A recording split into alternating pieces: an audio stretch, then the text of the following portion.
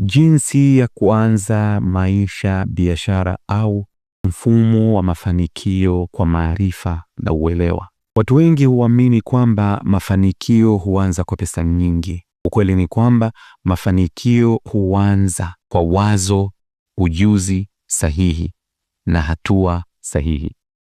Kutafuta suluhisho na kuwa na nidhamu ya kuendelea. Tuanze na pointi ya kwanza. Anza kuielewa wewe mwenyewe. Kabla ya kuanza biashara au mradi wowote, jiulize, nina uwezo gani? Nina ujuzi gani?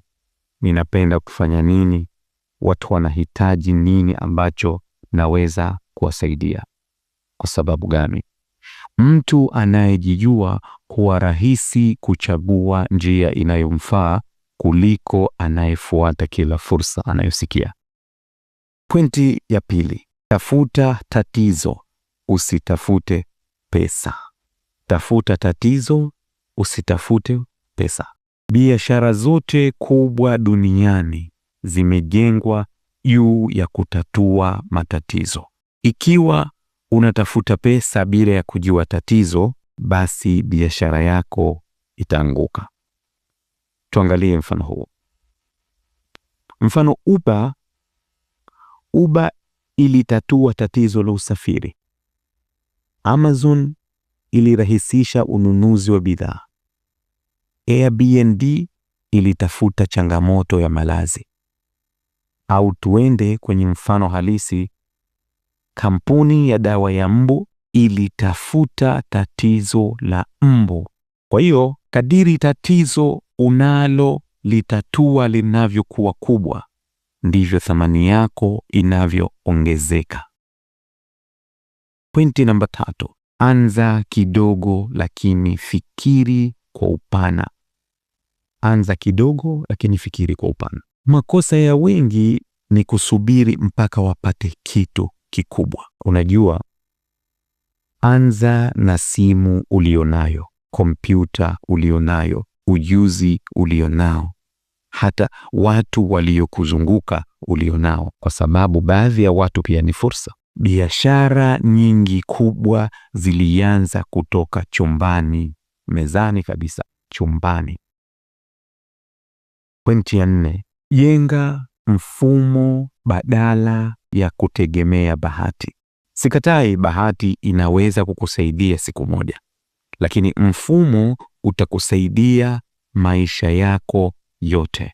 Mfano, unaweza kuwa na ratiba ya kujifunza kila siku kitu fulani kizuri, mfumo wa kuhifadhi pesa, mfumo wa kutafuta wateja, mfumo wa kutengeneza bidhaa, mfumo wa kuwasiliana na watu, kwa sababu mafanikio ni matokeo ya mfumo mzuri unaojirudia au mifumo mizuri inayojirudia.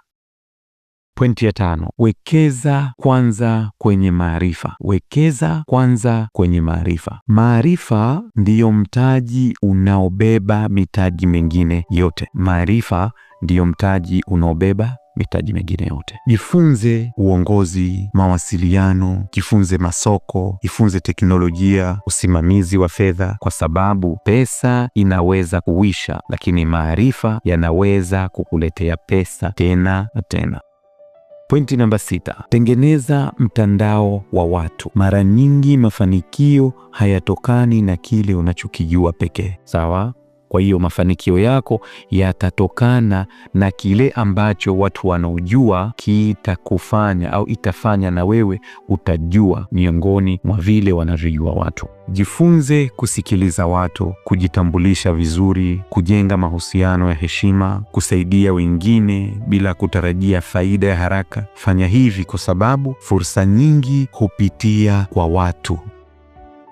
Pointi namba 7. Kubali kushindwa na kujifunza. Hakuna aliyefanikiwa bila makosa. Kushindwa si mwisho, ni sehemu ya safari. Mtu anayeshindwa mara 10 lakini anaendelea mara nyingi hushinda kuliko anayehofia kujaribu.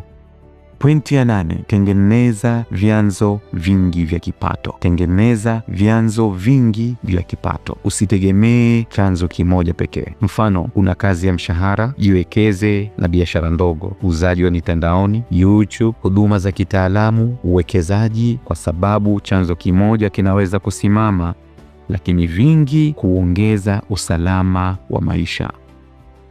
Na pointi ya mwisho ni pointi muhimu, namba 9, ninasema anza leo, sio kesho. Watu wengi wana ndoto nzuri, lakini wanasubiri muda sahihi. Ili ni kosa kubwa. Ukweli ni kwamba muda sahihi hauji wenyewe.